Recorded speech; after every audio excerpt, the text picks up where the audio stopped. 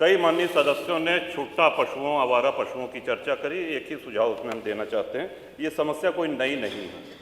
हम सभी लोग गांव के रहने वाले हैं और बचपन से देखते आ रहे हैं कि खेतों में मचान पे किसान रात भर जानवरों को हकाया करते थे, रात भर आवाज़ होती थी। झाड़ियों से बेड़ लगा करके किसी तरह अपने खेतों की रक्षा होती थी।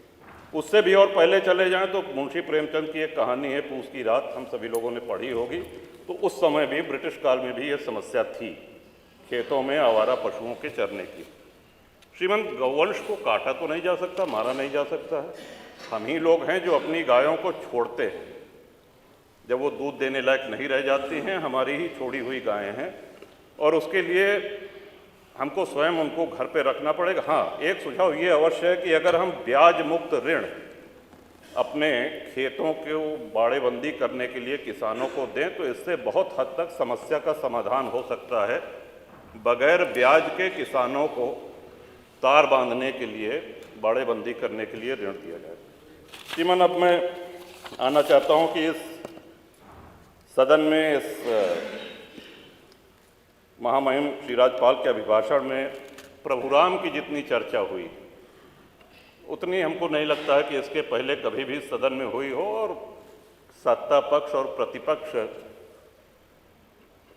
प्रतिपक्ष भी ये जाहिर करने में लगा रहा कि हम भी भगवान राम के भक्त हैं। भगवान राम सबके हैं, सर्वव्यापी हैं, सर्वव्यापक हैं।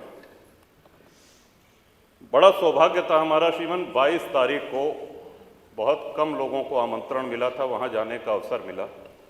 इतना सुव्यवस्थित कार्यक्रम, माननीय मुख्यमंत्री जी, जब माननीय प्रधानमंत्री जी जा चुके थे और सब अतिथि जा चुके थे, तब घूमते रहे, एक एक व्यक्ति से मिलते रहे, और वो बड़ा भावनाओं का अतिरेक था। भगवान श्री राम के हम सभी लोगों के जीवन में, हमारे यहाँ अवध में जब शिशु का जन्म होता है तो उसके कान में राम नाम, राम कहा जाता है। जब विद्या आरंभ होता है श्रीमन, तो राम लिखा जाता है तख्ती पर, उसका हाथ पकड़ करके। और अंतिम यात्रा के विषय में तो हम सभी को पता है, राम नाम सत्य है कहा जाता है। वो भगवान राम किन परिस्थितियों में तंबू में रहे, निर्वासित रहे, इस बात की प्रसन्नता इतनी गांव-गांव है।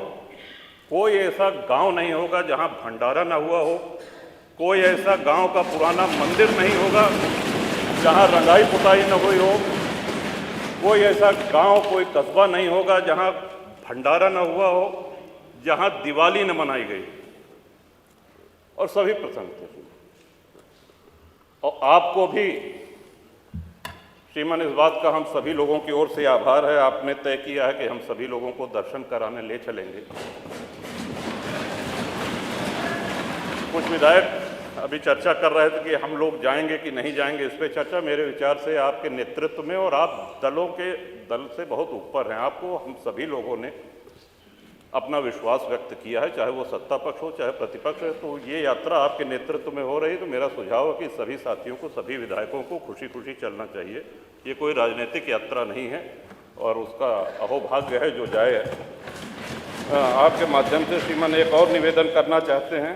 श्री राम मंदिर निर्माण में कितनी भावनाएं जुड़ी हुई हैं, इसका अंदाजा इस बात से भी लगाया जा सकता है कि अयोध्या और उसके आसपास के सूर्यवंशी क्षत्रियों ने पिछले 500 वर्ष से साफा नहीं बांधा, पगड़ी नहीं बांधी, छाता नहीं लगाया। विवाह में दूल्हे को साफा बांधा जाता है, पगड़ी बांधी जाती। उनका वो प्रण प्रतिज्ञा आज पूरी हुई है। कितने लोगों की इच्छा,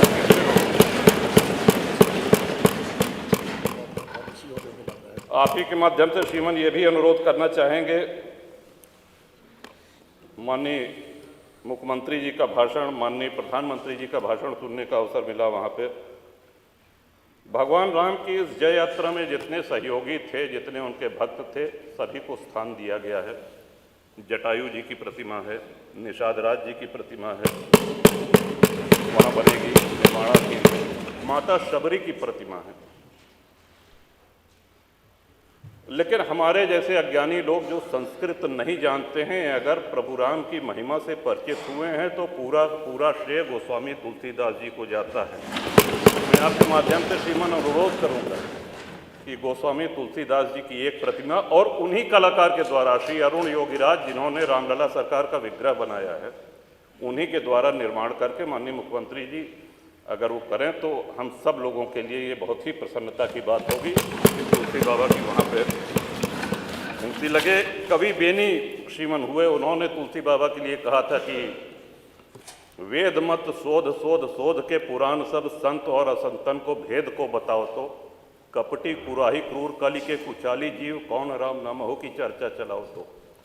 कहे कवि बेनी मानो मानो हो प्रकृति यह, पाहन हिये में कौन प्रेम उपजाओ तो, और भारी भव सागर उतार तो कौन पार, जो पे रामायण तुलसी न गाओ तो।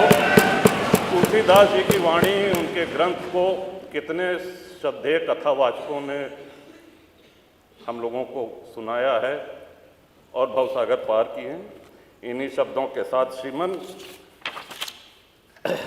जो हमको कहना था सारी बातें आ गई हैं। क्षेत्र के विषय में डिग्री कॉलेज हमारे हदगुआं क्षेत्र में और बिहार में चाहिए, ये आपके माध्यम से हम कह दे रहे हैं श्रीमन।